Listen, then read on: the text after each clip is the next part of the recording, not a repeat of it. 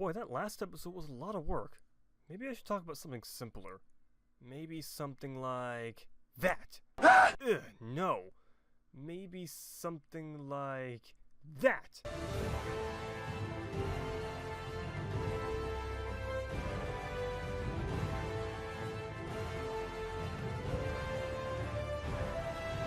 Now that's what I'm talking about.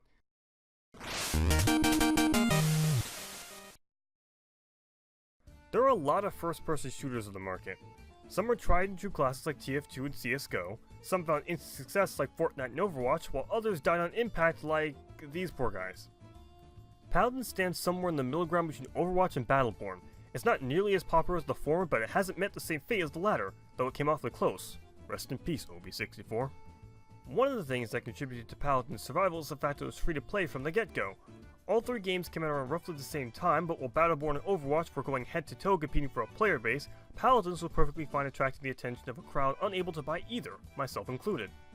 However, once Paladins had people in their seats, how did they keep them there? If you ask me, it was their characters. Gameplay-wise, it's your standard capture an objective or push a payload type deal with a little bit of team deathmatch thrown in. Any attempt to create a game mode unique only to Paladins itself has been mediocre at best to repetitive and pointless at worst. Don't get me wrong, what Paladins does, it does well, but gameplay isn't its hook.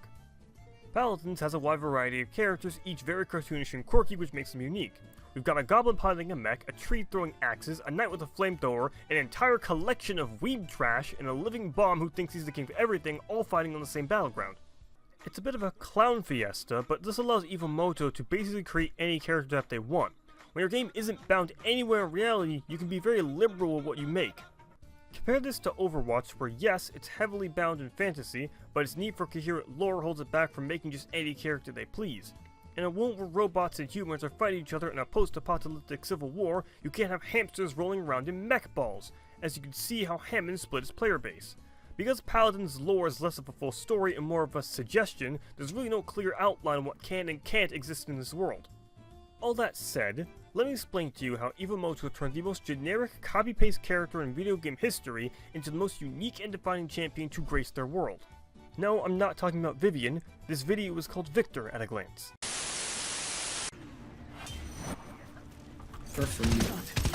Oh, well then. Someone on our... And here the story begins. Viktor is by far the most generic character concept to ever exist, not just in video game history, but in all of history. He's Mr. Shooty McBang, I throw grenades and kill bad guys we've seen throughout dozens of first-person shooters. He's the type of guy you expect to see in Call of Duty where the characters don't matter as much, not in a class-based shooter where what character you play is the most important part. Both versions of his model look less like a unique character or more like how Paladin's visions of what a Call of Duty soldier should look like. Even his backstory is generic. Once upon a time, Viktor was a high-ranking soldier in the Magistrate's army, but one day a mission went wrong and he had to take the blame for it. As punishment, he was stripped of his status and must now work his way back from the bottom. That's it. It's the same plotline we heard in every military story. See what I mean? Yet, if Viktor is so generic, why was I gushing about how he's the most unique character in Paladins? You see, Viktor's entire existence is a joke. He was perfectly crafted by Iwamoto to be a tongue-in-cheek reference to the grey and dull soldier that has become a staple for military-style games. He was purposely made to be generic like Call of Duty soldiers, but unlike them, he's not meant to be taken seriously. He's like a plastic green army man. He's a staple you're supposed to have fun with. He's the type of character that makes you take a step back from being a complex warlock or a prophetic hero and just be a green army man.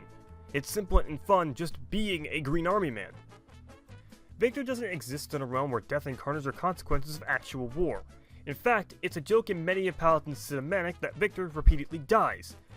He's always the go-to guy when someone needs to be shot, yet he never experiences pain or injury.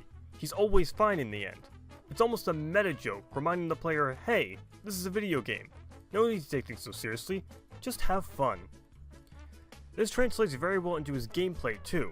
His kit's very simple for new players so they can have fun playing the game without worrying about mechanical skill unless long-term players take a chill pill. In a game where every champion is something crazy like a dragon with a jetpack or an angel sent to vanquish evil, the character that stands out the most is the one that's the least impressive. I can go on a bit longer over analyzing Viktor's character, but I feel that would defeat the purpose of his simplicity. We know all that we need to know about him, let's get into his abilities. Bam. See Play the game, play the game, play the game, play the game, play the game, play the game, play the game, play the game, play the game. Darn it! Yes! It was your ult against mine. See him cloak and I just walk in and I go, bye. Viktor's primary fire is his assault rifle, a high damage but low accuracy weapon that fires shots in rapid succession. Each shot deals 135 damage and has an ammo count of 30. It's effective up to medium range and can headshot. Viktor's assault rifle is fast hitting and easy to aim. At 135 damage a shot, it packs a punch in quick bursts and long skirmishes. It's your standard weapon if you're familiar with Call of Duty and is quick to learn for those of you who aren't. An ammo count of 30 is decent, but it's not terribly high for a rapid fire weapon, so be sure to make each shot count before you have to reload. Fortunately, his secondary fires help us out with that. Viktor's secondary fire is iron sights. Viktor looks down the barrel of his rifle, improving his accuracy but moving 50% slower. While hip firing, Viktor's rifle becomes less accurate the further away the target is. Iron sights acts like a mini scope that gives your shots a higher chance of hitting whatever you're aiming at. This is fantastic for new players because it makes aiming even easier, but be warned. Not only will you be moving 50% slower, but your vision will also be narrowed, making you easy prey for the Maeve who's now stepping on the gas right into your butt cheeks. Viktor's first ability is Frag Grenade. Viktor throws a grenade dealing up to 750 damage depending how close the target is to the blast. Holding the grenade will cook it, reducing its detonation time when it's thrown. The grenade can bounce off walls, will slightly knock back enemies, and deal 100 damage if you hit the enemy with the grenade itself. This is pretty much Viktor's only actual ability, given it's the only one with a cooldown. It's also the most fun thing in his kit. 750 damage is a lot, so if you chuck this directly at someone after cooking it, it'll be a hard oof to any flanker standing nearby. You can also yeet the grenade into the backline to some unsuspecting support who thinks they can escape death by hiding. Keep in mind you still take damage from your own AoEs. Killing yourself by chucking a grenade directly below your feet is just embarrassing. Fortunately, it's only 100 damage, so if you get to the point where you're below 100 HP, you're pretty much already dead. Nani? Viktor's second ability is Hustle.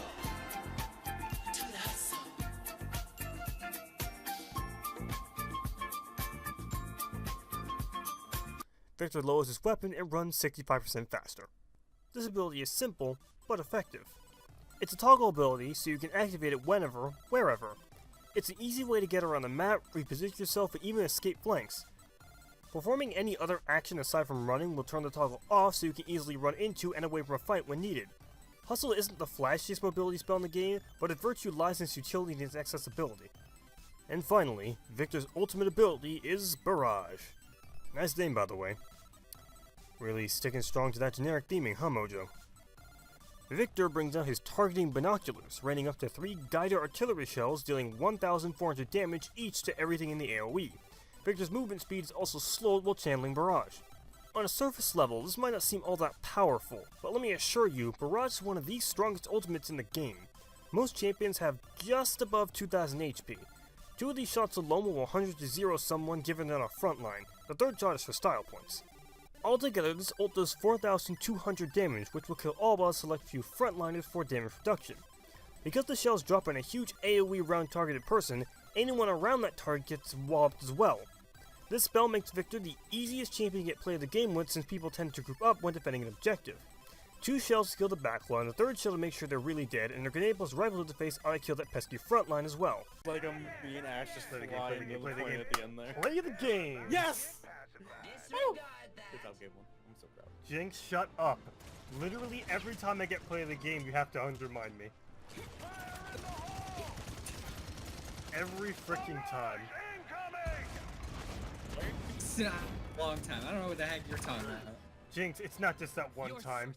We have this conversation every time I haven't get done play it of the in game. a long time.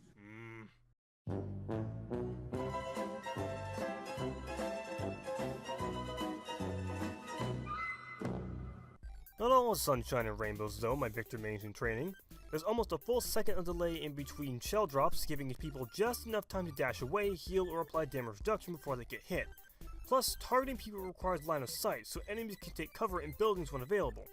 This is beside the fact that Viktor loudly shouts Barrage incoming, so everyone will be fully alerted when he's ulting. Nice job warning the enemy, buddy. Another hidden danger of the target system is that Yin clones and EV's Ice Block count as enemy champions. If you blow all your shells on a target that can't even die, prepare to be stoned to death because a lot of rocks are coming your way. Viktor's ult is powerful, but be careful how you use it. You're a sitting duck while you channel, so be sure to wait for the right opportunity before you drop the load. We gotta drop the load! Heroes incoming!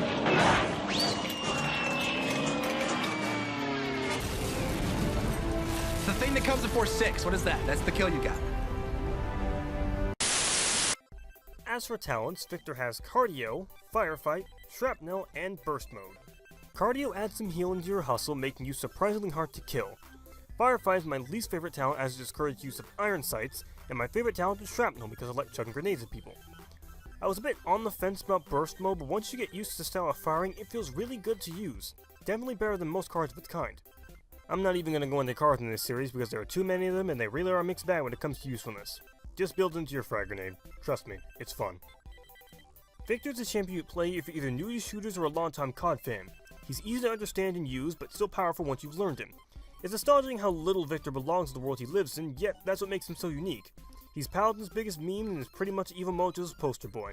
Pick him up and have fun throwing grenades at folks. If people flame you for being a no-skill tryhard noob lucker, send them my way and tell them I taught you how to play Viktor. I can use the attention. I'm Game Master 1000, and you just watched the Gamelan Go production. Watch out! Hurry your butt up! Enemy double kill. I'm gone.